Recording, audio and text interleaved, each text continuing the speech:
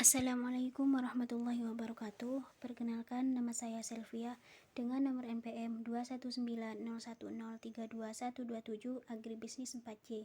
Di sini saya akan menjelaskan review jurnal tentang kelembagaan penyuluhan pertanian dalam peningkatan produksi pertanian kakao di Kabupaten Luwu yang ditulis oleh Sabar Andi Hasbi Munarka, Lanteng Bustami, Sekolah Tinggi Ilmu Ekonomi Muhammadiyah Palopo.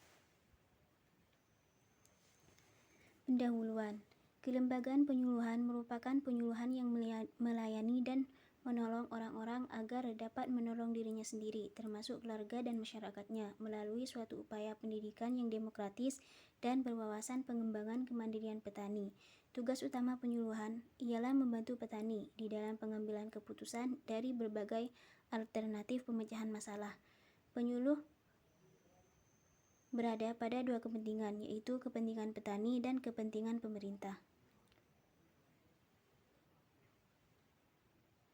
Kepentingan pemerintah adalah untuk mencukupi kebutuhan pangan, oleh karena itu petani diharapkan meningkatkan produksi tetapi dengan harga yang murah.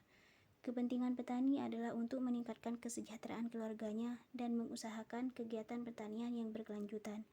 Penyuluh berada pada dua kepentingan yang saling bertentangan. Sejarah telah membuktikan bahwa masyarakat petani adalah lembaga yang mantap dan tangguh sebagai produsen utama segala komoditas pertanian di negeri ini. Masyarakat tani akan terus berproduksi dengan atau tanpa intervensi pihak luar. Faktor dominan yang mempengaruhi pengambilan keputusan mereka adalah kehidupan keluarganya, sedangkan faktor lain yang tidak secara langsung mempengaruhi kehidupan keluarganya tidak akan mempengaruhi keputusan yang diambil. Misalnya, kebutuhan pangan nasional, masalah devisa nasional, pasaran global, dan lain-lain. Penyuluh pertanian sendiri memiliki fungsi untuk membina petani dalam rangka meningkatkan produktivitas tani. Selain memiliki kekurangan penyuluh, sistem penyuluhan pertanian sendiri belum memiliki koordinasi. Koordinasi tersebut dapat berupa lembaga lain seperti Litbang Pertanian, perguruan tinggi, serta lembaga swadaya masyarakat. Metode dan tujuan penelitian. Metode penelitian menggunakan metode survei melalui pengisian kuesioner yang didukung wawancara. Validitas instrumen yang digunakan adalah validitas isi, yang dikonsultasikan kepada 5 orang pakar. Hasil perbaikan instrumen ini diuji cobakan kepada 15 penyuluh pertanian dengan menggunakan uji Cronbach-Alpha yang diperoleh koefisien reliabilitas masing-masing sebesar 0,812 yang instrumen tersebut reliabel. Data yang dikumpulkan kemudian dianalisis menggunakan regresi berganda dengan program SPSS. Tujuan penelitian ialah diketahuinya faktor-faktor untuk mempengaruhi kinerja penyuluh pertanian kakao yang berkaitan dengan kelembagaan penyuluhan dalam peningkatan produktivitas kakao di Kota Palopo. Unit analisis penelitian adalah penyuluh pertanian yang populasinya adalah 133 penyuluh pertanian dengan jumlah sampel sebesar 47 penyuluh pertanian. Hasil dan pembahasan. Yang pertama yaitu pengaruh penempatan dan pengembangan staf SDM terhadap kinerja penyuluh pertanian kakao. Hasil analisis secara parsial dapat disimpulkan bahwa penempatan dan pengembangan staf berpengaruh negatif terhadap kinerja penyuluh pertanian kakao.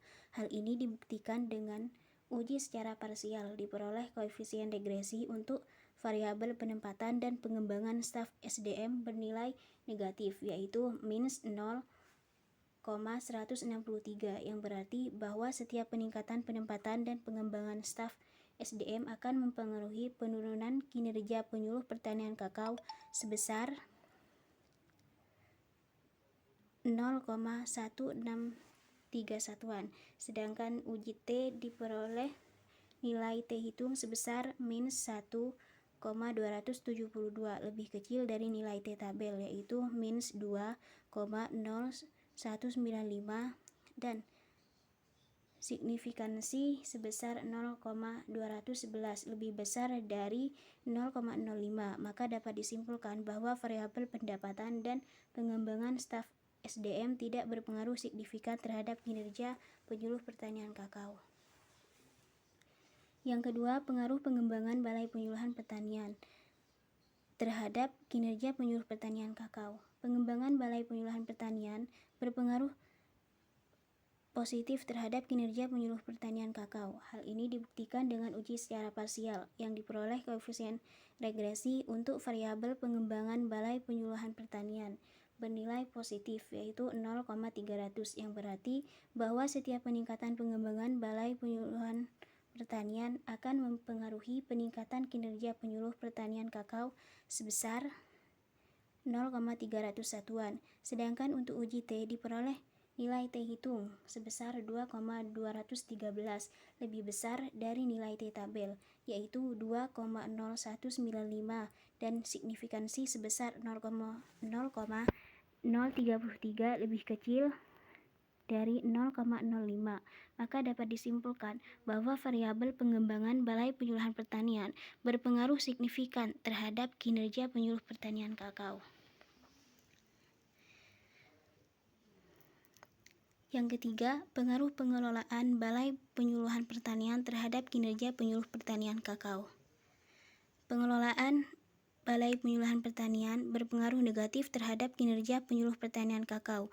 Hal ini dibuktikan dengan uji secara parsial. Diperoleh koefisien regresi untuk variabel pengelolaan Balai Penyuluhan Pertanian bernilai negatif, yaitu minus 0,051, yang berarti bahwa setiap peningkatan pengelolaan Balai Penyuluhan Pertanian akan mempengaruhi penurunan kinerja penyuluh pertanian kakao sebesar 0,051 satuan. Sedangkan untuk uji T diperoleh nilai T hitung sebesar 0,239, lebih kecil dari nilai T tabel, yaitu minus 2,0195, dan signifikansi sebesar 0,812 lebih besar dari 0,05. Maka dapat disimpulkan bahwa variabel pengelolaan penyuluhan pertanian tidak berpengaruh signifikan terhadap kinerja penyuluh pertanian kakao. Yang keempat, pengaruh sumber daya Balai Penyuluhan Pertanian terhadap kinerja penyuluh pertanian kakao. Sumber daya Balai Penyuluhan Pertanian berpengaruh positif terhadap kinerja penyuluhan pertanian. Hal ini dibuktikan dengan uji secara parsial. Diperoleh koefisien regresi untuk variabel pelatihan bernilai positif, yaitu 0,196, yang berarti bahwa setiap peningkatan sumber daya Balai Penyuluhan Pertanian akan mempengaruhi peningkatan kinerja penyuluh pertanian kakao sebesar 0,96 satuan. Sedangkan untuk uji T diperoleh nilai T hitung sebesar 0,748, lebih kecil dari nilai T tabel, yaitu 2,0195, dan signifikansi sebesar 0,459, lebih besar dari 0,05. Maka dapat disimpulkan bahwa variabel sumber daya Balai Penyuluhan Pertanian tidak berpengaruh signifikan terhadap kinerja penyuluh pertanian kakao. Yang kelima, pengaruh adaptasi Balai Penyuluh Pertanian terhadap kinerja penyuluh pertanian kakao. Adaptasi Balai Penyuluhan Pertanian berpengaruh positif terhadap kinerja penyuluh pertanian kakao. Hal ini dibuktikan dengan uji secara parsial. Diperoleh koefisien regresi untuk variabel sumber daya Balai Penyuluhan Pertanian bernilai positif, yang berarti bahwa setiap peningkatan sumber daya Balai Penyuluhan Pertanian akan mempengaruhi peningkatan kinerja penyuluh pertanian kakao sebesar 0,573 satuan. Sedangkan untuk uji T diperoleh nilai hitung sebesar 2,891, yang lebih besar dari nilai T tabel, yaitu 2,0195, dan signifikansi sebesar 0,006 lebih kecil dari 0,05. Maka dapat disimpulkan bahwa variabel sumber daya Balai Penyuluhan Pertanian berpengaruh positif dan signifikan terhadap kinerja penyuluh pertanian kakao. Ada 3 peubah yang mencirikan peubah adaptasi BPP, yaitu uji teknologi pertanian, pengembangan masyarakat, dan kerjasama dengan lembaga lain. Berdasarkan hasil analisis dan pembahasan, maka dapat dirumuskan kesimpulan sebagai berikut. Yang pertama, penempatan dan pengembangan staf SDM tidak berpengaruh terhadap kinerja penyuluh pertanian kakao. Yang kedua, pengembangan balai penyuluhan pertanian berpengaruh terhadap kinerja penyuluh pertanian kakao. Yang ketiga, pengelolaan balai penyuluhan pertanian tidak berpengaruh terhadap kinerja penyuluh pertanian kakao. Yang keempat, sumber daya balai penyuluh pertanian tidak berpengaruh terhadap kinerja penyuluh pertanian kakao. Dan yang kelima, adaptasi balai penyuluh pertanian berpengaruh terhadap kinerja penyuluh pertanian kakao, sehingga disarankan pemerintah Kabupaten Luwu, Badan Penyuluh Pertanian agar memperhatikan faktor-faktor yang mempengaruhi kinerja penyuluh pertanian kakao dalam aspek kelembagaan, yaitu pengembangan balai penyuluhan pertanian dan adaptasi balai penyuluhan pertanian. Kekuatan dan kelemahan penelitian. Yang pertama, kekuatan. Kekuatan meliputi metode penelitian ini menggunakan metode survei melalui pengisian kuesioner yang didukung wawancara. Yang kedua, terdapat banyak referensi yang digunakan untuk mendukung kegiatan penelitian tersebut. Yang ketiga, penulisan jurnal ini teratur dan sesuai dengan kaidah pembuatan penulisan jurnal. Yang keempat, kata yang digunakan dalam jurnal ini bersifat baku dan sesuai dengan Kamus EYD Bahasa Indonesia. Adapun kelemahannya yaitu penulis kurang detail dalam memaparkan secara jelas dan lengkap mulai dari pendahuluan, latar belakang, rumusan masalah, dan tujuan penelitian. Yang kedua, penggunaan bahasa ada yang kurang mudah dipahami sehingga perlu lebih lengkap terkait relevansi dari setiap metode yang dilakukan.